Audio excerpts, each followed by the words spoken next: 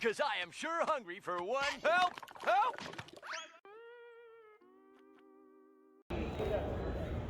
What's up, guys? It's Dirty Yugi from Dirty Yugi and the Voice, and today we have Andre Panovich. All right, Andre, what'd you do? So I showed up to TCG Con, and I went undefeated in Swiss, and then I went to top 8. I did lose in top 8 in the first round, but overall, I mean, I did pretty well. First place after Swiss. First place. Oh, hell yeah, baby. What'd you play? I played PK. All right, now what made you want to play PK? So at this point in time, personally, like I played the Super Rogue deck. It was actually Sacred Beast Eldritch. It was straight memes. So I played that, and I also played Salamangreat. Salamangreat was a decent deck. And then one of my buddies was selling a PK core. So I'm like, you know, honestly, why not? You know, I picked up the core. It got Starlight Torrent Scales for a really good price. Oh, yeah? So I'm like, listen, man, I'm just going to play this deck, and we'll see where it goes. Seems like it worked out pretty well. It did pretty well. Going into today, stayed up till 5 a.m. last night to find out what deck I was going to play. And then I ended up deciding on PK. It was between rocks, but you know that wasn't feasible. And if I didn't play PK, I probably wouldn't have won today. So yeah. But you actually beat me in round 3. Yes, I did. Yeah, which was, yeah, it was a stomp. Yeah, I'm not going to say luck didn't play a factor into that, but the way I was playing the game today was all gas, no brakes. Yeah. I was able to establish something quick. Going into the final round, I struggled a little bit, but you know I managed to pull through against Virtual World. Shout out Giuseppe, excellent player. And then going into top 8, my first round, it was the mirror, and it was a game of catch up. Yeah. And the problem is once you get started as a PK player, if you don't catch up to them, you're bound to lose. Yeah. And he was one step ahead of me, and props to him. I don't remember his name, unfortunately, but he did pretty well. He beat me, and they ended up splitting the prize money. Yeah. So I got punished for being greedy, but hey, it is what it is. All right, well, let's get into that. All right, for sure. So we're gonna start out with the 3 classic Torn Scales. This is one of your normal summons in the deck. There's multiple routes you could take realistically, but this is one of your aces. You normal summon it, you use its effect, you discard for cost, you send something to grave. Generally, depending on what your hand's looking like, you also want to kick out a PK monster. Optimally, you want to have Wing or Blade in hand because then that sets up your second. Revival. Yeah. So you can bring the monsters back and just continue extending from there. And then also the graveyard effect, when it's banished, just summons it back so it's an extra body, and that's definitely useful.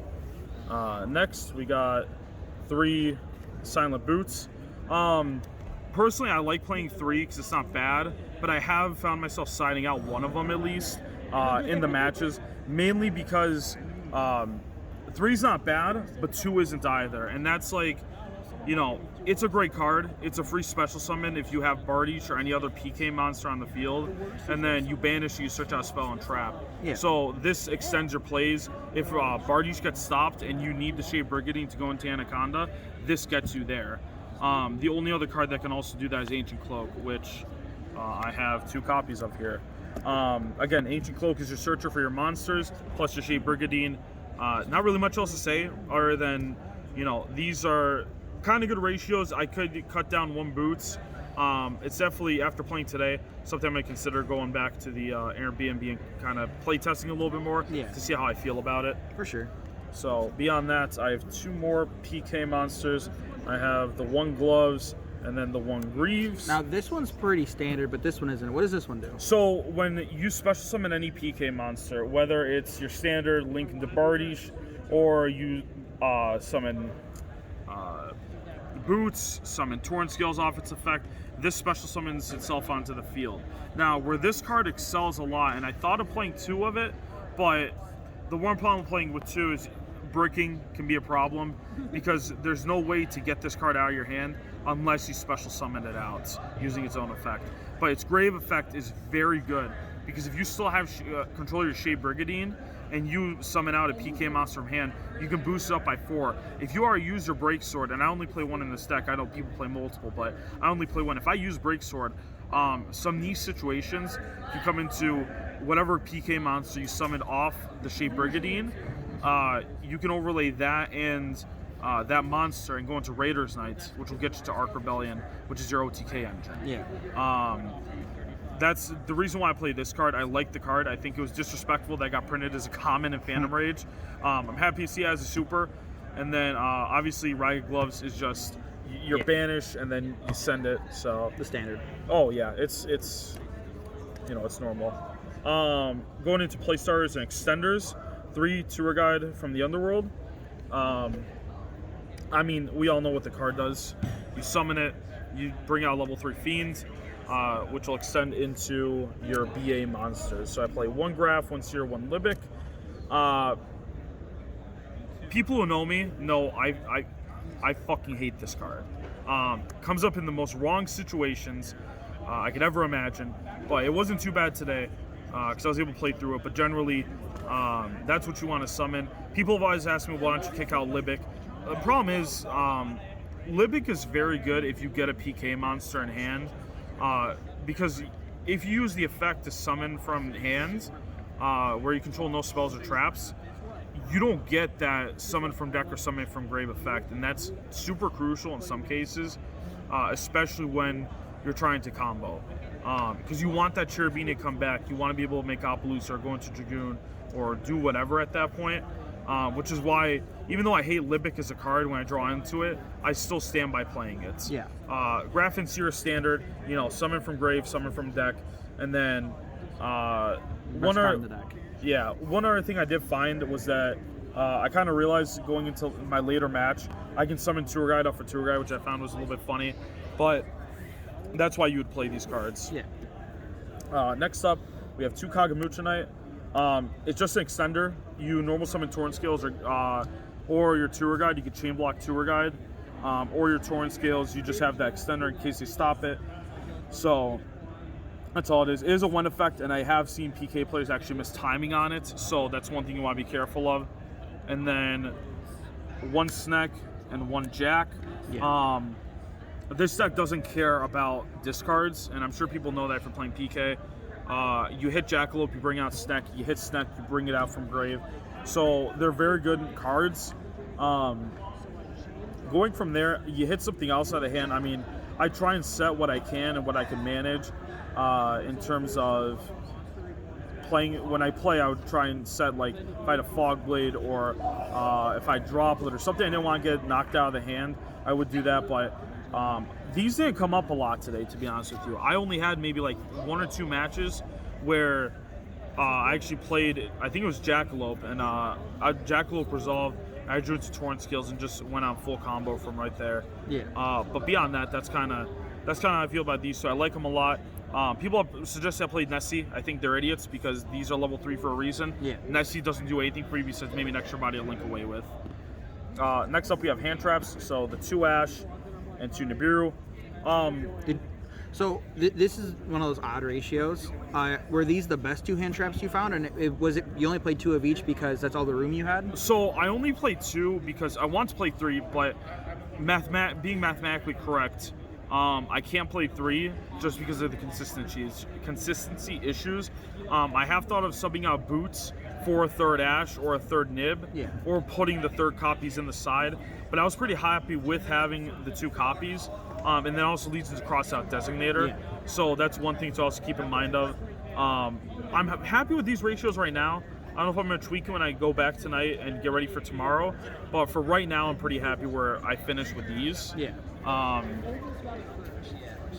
And then you have the Dark Magician and the Red Eyes. So many people gave me looks for playing the Ghost Red Dark Magician, just to send it off for the Red Eyes Fusion. Yeah. So they're bricks. I mean, you get them in your hand, it kind of sucks. But I will say in the 7th round, or not in the 7th round, in top 8, my first round, I was gonna lose the game anyway. So big meme, tribute summon for Dark Magician and attack over the Anaconda. Yeah. So going on to spells. So 3 Droplet. I mean, this card's just free in the deck. Yeah. PKs live in the graveyard. This almost all the time, assuming you have that right hand, you could send all 3 card types, and it just shuts off boards. Yeah. I have thought of playing the one of Dark Ruler as a crossout target, or just having that extension. The one problem is, though, I stand by Droplet. Droplet wins you games. Dark Ruler doesn't. Yeah. I play Rocks. I like Dark Ruler and Rocks because you can use dropsies to gain the attack or gain the life points back, but you can't burn them, and that's one problem with it. So that's why I do play droplets, obviously, over Dark Ruler. Funny enough, the PK player, when I was playing in the mirror in the top 8, played Dark Ruler. I'm not sure what his theory was behind it. I didn't ask, but it was rather interesting. So Yeah. next up, we have 3 T3. This card's just nuts. Yeah. I'm a little bit mad I didn't buy Starlights when they were cheaper, like $400. But this card is filthy, and the reason I say that is because hand traps are always running rampant, and that's the one thing you'll never really lose. I feel like in Yu-Gi-Oh, at least in this modern format, or at least in the modern game, you're always going to encounter hand traps, whether it's Ash, Nib, Droll, Effect Veiler, the list goes on. So realistically, I mean, the best effect is to knock a card out of their hand. Yeah. But I've drawn 2 cards and kept extending into plays, and I have taken control of cards before. I did mess up in my top 8 round where I did set Forbidden Droplet. I tried to activate it while it was set. So that was a bit of a mistake on my part. But the card's very good. I highly recommend playing it. Now, this is the spicy tech option. This, shout out to Chris Sanchez. Without him, this would probably not happen. But 3 Drag Down into the Grave. People gave me looks for playing this card. And they asked me why. Why would you play a card that was released in one of the first sets of the game? You get hand knowledge, which is good. You kick a card out of their hand. So if they have Nibiru, you knock it out of there. And then if they're not playing 3 ofs to try and maximize the consistency, they draw that one other card. I've never had, if I remove Nibiru, Effect Veiler, or whatever starter card they might have off this card, I've never had the issue of them just drawing into it again.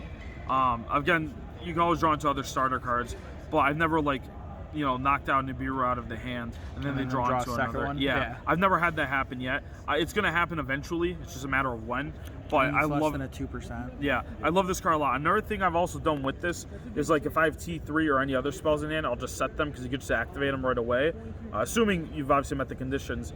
But you can also set yourself up to have just 1 card in hand. Yeah. So it force discards and you draw into it. So this is free for you, but then for them, it's kind of, they don't get much of a choice in it. Next, just the other spells: 1 Rhoda, 1 Called By, 1 Foolish, and 1 Red Eyes Fusion. This gets to any PK. This is your 4th T3. Well, it hits any hand traps besides Nib. This is, just your play starter. Perfect extender. Yeah. And then Red Eyes Fusion just for the Dragoon. Yeah, absolutely. So, traps, I only play 5. So we got triple Fogblade, 1 Fam Knight's Wing, and then the 1 Shea Brigandine. Yeah. I mean, I feel nothing wrong with this. I have thought of subbing one of these out for a sword, but it kind of came down to that point where it's do I value the negate, do I value the extender more? I definitely value the negate more than I do the extender. For sure. A lot of things also some people don't realize. It's becoming more prevalent now, but if I just leave an Anaconda on the field and it looks like I'm not doing anything with it, if I go straight into battle phase and you're committed into that battle phase and I go ahead and just flip Fogblade on the Anaconda, you're not beating over it unless you have back row removal. Yeah. So that's definitely a plus. How many is that in the main? It's 44. I used to play 46, but I found 44 was the best just because with enough digging, it minimizes the chances to be able to draw into Dark Magician, Red Eyes, or Red Eyes Fusion. Everything else is pretty playable. Again, there are some weird combos where if you don't draw the second extender, you're kind of screwed. Yeah. But I'm pretty happy playing 44 in the main. I don't think it's too inconsistent. I got first overall today for a reason, so. But I'm pretty happy where this is at. I would like for it to be closer to 40, but at that point I think it's cutting Dragoon. Dragoon's too good of a card not to be played. Yeah. So let's get in the extra deck. All right, so the extra deck, speaking of Dragoon, there it is. Best boy. This card's just ignorant. That's all I have to say. It's not an auto win, but a lot of decks can't beat just the 1 negate. But it's just funny to me. Next up we got 2 Leviair. I like this card a lot because it sets up for the Utopic Future play. Yeah. A lot of people have disagreed with me when it came to playing Utopic Future just because they think it's not good enough. It's just 1 monster negate. I get it's 1 monster negate, but think if you're playing against BA or you're playing against Salad or you're playing against any other deck that's really normal summon reliant, if they go ahead and they activate, they normal summon Lady Debug and they attempt Lady Debug, and you just snatch it away with this, I mean, that's, that could stop someone's plays. Yeah. I find this more useful, at least. In theory, it's better to kind of hit the extender that they're going into. When I was playing Virtual World, playtesting at least last night, hitting the Stardust Charge Warrior, so you can't make Shen-Shen, because Shen-Shen, it kills this deck. You can't play with the Macrocosmos, because you need access to the grave. So that's one thing that I've also used it for. But I like the card a lot. It also can't be destroyed by battle or card effects. People don't read. I get it, we're Yu-Gi-Oh players, but, RTFC. Yeah. So we'll go ahead and put that to the side here. 1 Break Sword, 1 Raider's Knight, 1 Arc Rebellion. This is one of your OTK engines. I like it a lot because Arc Rebellion can't be destroyed by card effects. So if you're in the Drytron match and they hit you with Orange Herald, or they try and strike it, you still have the body on field. And then from there, it gains everything on, gains as much attack. One strat that I like to do, so if I get Fogblade in grave, I want to summon back either the Raider's Knight or the Break Sword, because Raider's Knight would be attached to negate everything on field, because that's just extra 2k they're going to pump up Arc Rebellion for. Yeah. So. Sorry, the Galera these two are fine. This Galera was just something different. I get them. They're shiny cards. Yeah, they're shiny cards. So that's why I play them. Keep in mind with Raider's Knight, though, you do lose the card at the end of the next turn. Yes. So that's one thing to be wary of. You want to use this right away as you can. But that's, Yeah. 1 Link Spider for the Shade Brigandine or Nibiru token, because Nibiru tokens happen. Yeah. 1 Cherubini. This is your 3rd special summon after you summon your 2 level 3s, and you just go off from there. Card's good. I mean, it also extends into Anaconda. Yeah. There's not much else to say about it. Anaconda. That's literally Dragoon. IP Master Arena, my girl. This is probably my most prized card. I didn't make it a lot today, to be honest with you. You need a decent amount of extenders to be able to end with IP, Link Spider, and Anaconda, because Anaconda's gonna lock you out from special summoning. So, or no, it's not that. I believe it's a combination of 3 monsters, but when Anaconda locks you out, you have to save IP for the main phase, which is why I play IP, because then it links into an Appaloosa that can't be destroyed. Yeah. Which is pretty good. Bardiche, it's your bread and butter of the deck. You have so many shiny cards, but the gold rare.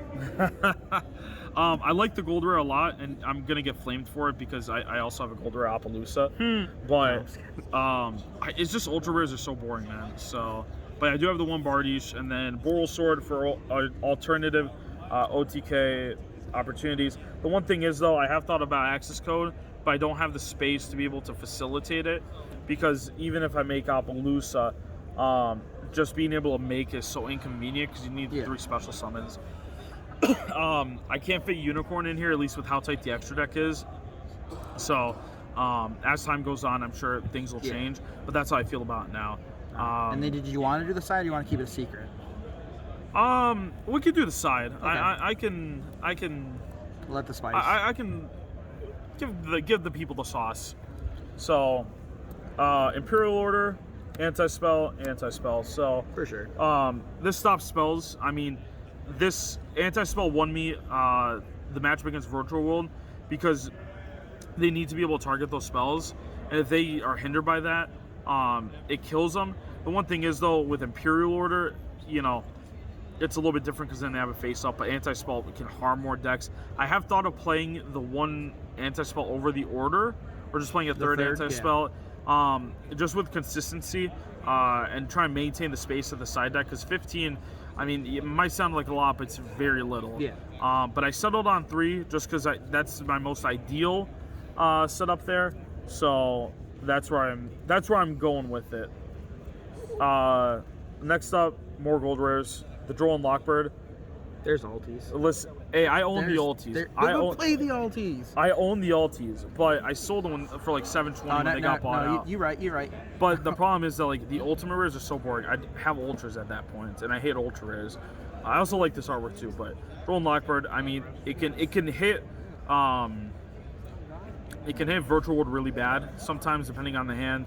Drytron, it's a massacre. Just ask this guy here, Prime Drytron player. Yeah, I am. But Droll is very good against some decks. But in my experience, at least, I didn't use this as much today, just because it didn't really call for it. I did side against Earth Machines, which did surprisingly a lot. I didn't expect it to, but that's, you know, one of the best hand traps to have in the game. Had I not had Nibiru, this would probably be in the main. 3 Lancia. Best card. It's very good. It's hitting Tri-Brigade, it hits Phantom Knights, it hits Virtual World. And a lot of people don't know this, which this is the sauce. This hits crossouts. Yeah. And I changed this to cross out twice today. yeah, it's like people don't realize that. Oh, you're gonna cross out insert card here. I'm gonna chain Lancia, and it's like then they can't resolve cross out. But that's only big brain things. But it's excellent hand trap. I mean, it's a must run in the main, if not in the side. Next up, I got 2 Twin Twisters and 2 Cosmic Cyclone. I have been scarred by this guy called Mike at our locals, and he plays Mystic Mind. Yeah. And I sided, back when I was playing Salad, I sided 3 Lightning Storm, 3 Twister, 3 Cosmic, and I still lost. I didn't face mine today, but I don't want to kind of get caught in the crapshoot when it comes to having just 3 Twister and the Harpy Sphere Duster. So if they have the Curse, I think it's Curse Seal or Forbidden Spell, you can't use that card for the rest of the game. And that's really bad in some cases. So that's why I played the 2. I also kind of like Twisters because it's a discard. And again, PKs don't care if they're discarded. Yeah. I like Cyclone because it stops Eldritch plays. I didn't see much Eldritch today. Yeah. So I guess I just got lucky. But that's my build in terms of spell and trap removal. Other ways for other decks, I'd say do 3 Cosmic, 3 Twin. Yeah. And then you could do the 1 Harpy Sphere Duster. Finally, 2 Crossout. Yeah, for sure. This saved me in round 6 against Dragon Link. I had it set and I actually kind of forgot about it. And he goes Chaos Ruler Mill 5 and he hits the Nibiru and I'm like, shit, I lost. Yeah. And he goes, he adds the Nibiru, he's doing his plays, and we're getting close into time, but I didn't get close to lethaling him by doing it in time. And the thing is, I had it set, I saw his set card, I'm like, this is cross out. If he Nibiru's me, he's done. So I start doing the plays, and then he activates Nibiru, and I chain cross out. And there was like people actually watching, and they were like, they didn't go crazy, but they know, they knew what was going on. Best play. So it was, oh man. Definitely, I would honestly recommend playing 3, and I think I will bump it up to 3 going into tomorrow. So that's one thing to definitely keep in mind. Any shout-outs? Shout-outs. Shout out Mr. Magic. Repped them today. Shout out to Chris from Mr. Magic. Motivation. Honestly, helped me get a lot of cards. He's a bro. I like him. Shout out to Joe. He's helped me with this deck list from the very beginning. I've tweaked it since then, but he's the guy that kind of helped me get into playing this deck. Yeah. Shout out Rogues Den and owner Ryan. He also gave me a place to be able to play. And shout out the boys that came out here with me here to Toledo. Just fucking going nuts after, you know, going 5-0, 6-0, 7, up until the very end. Obviously, I didn't win it all. The greed got to me. Yeah. But it is what it is. I'm pretty happy with how I did today. That's, you know, from there, hopefully I'm going to look to improve tomorrow. Oh, for sure. And I don't know, maybe I'll play Rocks. We'll see what happens. They're probably going to kill me for playing Rocks. Oh, you'll be fine, you'll be fine. All right, but this is Dirty Yugi from Dirty Yugi Boy signing out. Thank you. Hey, no problem, man. All right, peace.